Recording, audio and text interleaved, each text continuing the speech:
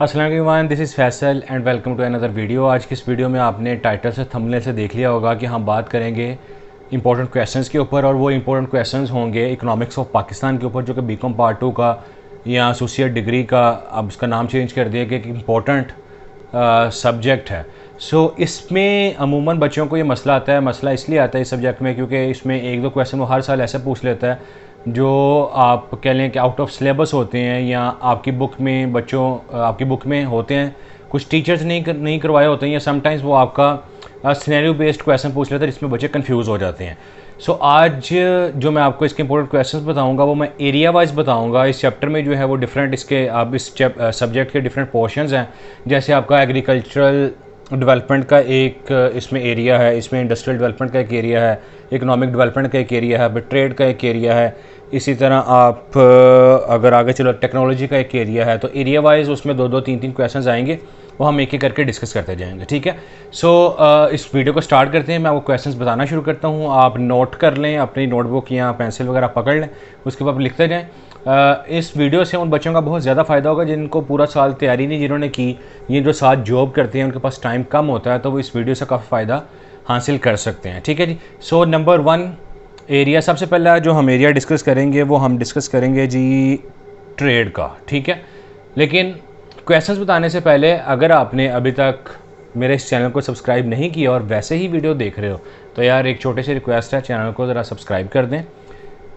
यहाँ पे आप देखें रेड कलर का एक बटन आ रहा होगा, उसको जाकर प्रेस कर दें। साथ ही साथ बेल आइकन जो है वो प्रेस कर लीजिएगा ताकि आने वाले जो सब्जेक्ट्स की वीडियोस आएंगी इंपॉर्टेंट क्वेश्चंस के ऊपर, तो उसका आपको नोटिफिकेशन आ जाए जब भी मैं वीडियो अपलोड करूँ। ठीक है।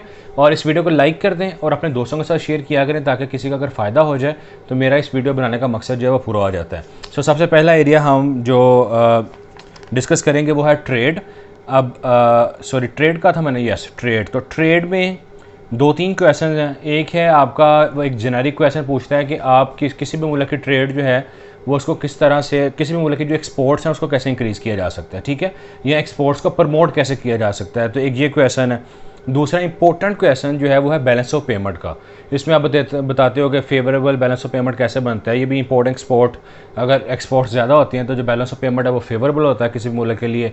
एक्सपोर्ट्स कम होंगी, इंपोर्ट्स ज़्यादा होंगी, तो बैलेंस ऑफ पेमेंट जो है वो गैर मुवाफिक होगा या अनफेवरेबल होगा। ठीक है। तो उसकी जो भी अगर कंडीशंस हैं कैसे फेवरेबल उसको किया जा सकता है, ये वाला क्वेश्चन है।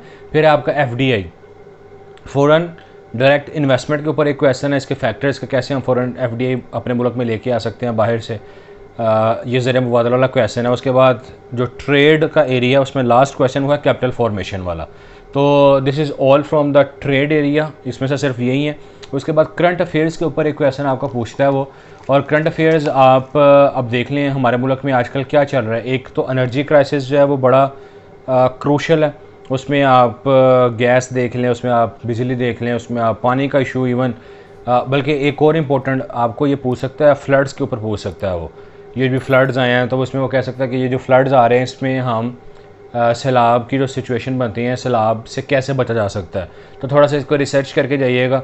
इसके अलावा IMF, आपको पता है IMF पीछे हम जो है वो मकरूज़ होते होते या बैंक करप्ट होते होते बचे हैं। IMF ने जो ट्रंच पास की है तो IMF के ऊपर वो पूछ सकते हैं कि IMF एज एन अथॉरिटी उसको एक्सप्लेन करें आप। तो एनर्जी क्राइसिस और ये IMF और फ्लडिंग, ये आपके करंट अफेयर्स में से एक टॉपिक वो पूछ सकता है।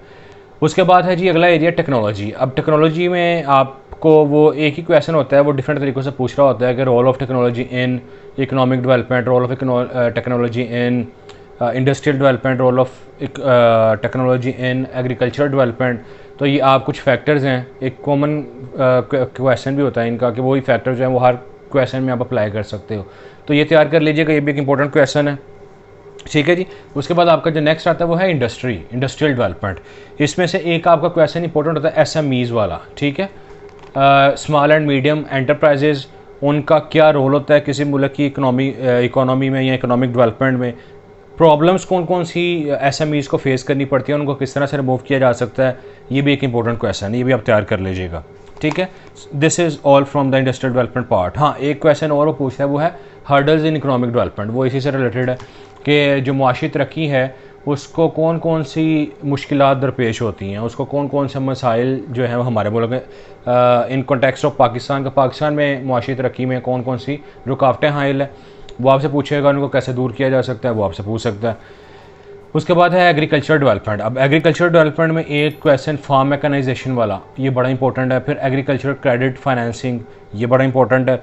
फिर एग्रीकल्चरल मार्केटिंग वाला ये क्वेश्चन है, ये भी एक अच्छा क्वेश्चन है, इंपॉर्टेंट है। फिर बैरियर्स टू एग्रीकल्चर डेवलपमेंट के जो ज़रूरी तरक्की है उसको, उसमें कौन कौन सी मुश्किलात आती हैं, उनको किस तरह से हम दूर कर सकते हैं, ये तैयार कर लीजिएगा। बस थोड़े से क्वेश्चन हैं। अब एक लास्ट पार्ट हमारे पास रह गया है, आई गेस लास्ट है, लेट मी चेक, यप ये लास्ट है, तो इसको भी सुन के जाइएगा। अभी तक वो दोस्त जो अभी जुड़े हैं हमारे साथ, लाइक कर दो अगर नहीं की वीडियो तो। नेक्स्ट आगे चलते हैं।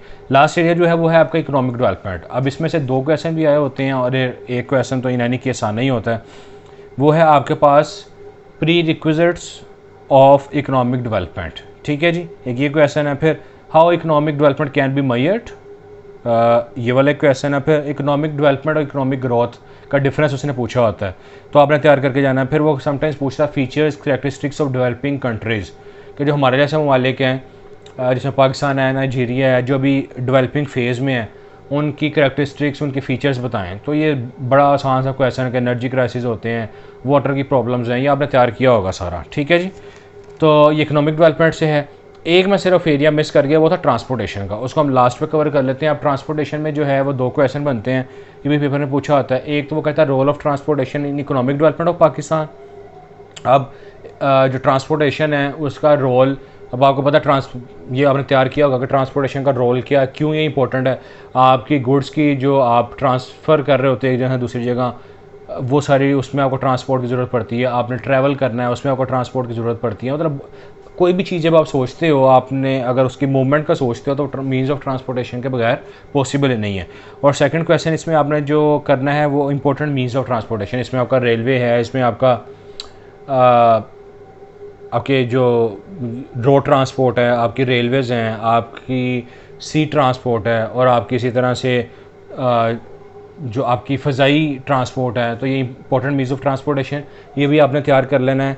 सो this is all. I think इसमें से आपको जितना भी मैंने आपको ओवरऑल सारा बता दिया है, और इंशाल्लाह आपका ये पेपर में क्वेश्चन इन्हीं में से 8 आ जाएंगे, 6 आ जाएंगे, 7 आ जाएंगे, और 5 क्वेश्चन तो ईजिली निकलेंगे। तो ये आप तैयार करें और इसके साथ अपने लिए दुआ भी करें, क्योंकि जो बीकॉम है, जो ईओबी का पेपर है, समटाइम्स वो सिनेरियो बेस्ड पूछ लेता है। बच्चे बुक से क्वेश्चंस तैयार करके गए होते हैं, रटा लगा के गए होते हैं, और जब वो थोड़ा सा हट के पूछता है तो बच्चे कंफ्यूज हो जाते हैं, नर्वस होते हैं, और वो उसको आंसर दे के नहीं आते। तो 5 क्वेश्चन हर हाल में आप करके आया करें। समटाइम्स ये भी होता है कि वो आपका तुक्का भी लग जाता है, ठीक है, पास भी हो जाते हो। इवन आपने अंदर कुछ भी लिखा हुआ है, मैं रिकमेंड तो नहीं करूँगा कि आप कुछ भी लिख के आ जाएँ, आप सही लिख के आएँ, लेकिन अगर नहीं आता तो उसको अटैम्प्ट ज़रूर करके आएँ किसी ना किसी तरीके से, ठीक है। थोड़ा सा कि आप अगर आपको कोई 1-2 हेडिंग्स आती हैं तो खुद से उसको एक्सप्लोर करके, खुद से उसको सेल्फ एक्सप्लेनेटरी वे में उसको एक्सप्लेन करें और उसको कंप्लीट ज़रूर करके आएँ, ठीक है जी। So this is all from this video. आपको अगर कोई क्वेश्चन, कोई परेशानी, कोई मुश्किल किसी और चैप्टर के बारे में आप चाहते हैं कि मैं इंपॉर्टेंट क्वेश्चन बता दूँ, किसी और सब्जेक्ट का कोई इंपॉर्टेंट क्वेश्चन आके एक्सप्लेन कर दूँ, तो मुझे वीडियो में कमेंट करके लाजमी बता दीजिएगा। मिलता हूँ फिर से किसी एक ऐसी वीडियो के साथ। जाते जाते इस वीडियो को लाइक कर दीजिएगा, चैनल को सब्सक्राइब कर दीजिएगा। अपने होस्ट, अपने टीचर फैसल नदीम को इजाज़त दीजिए। टेक केयर, अल्लाह हाफिज़।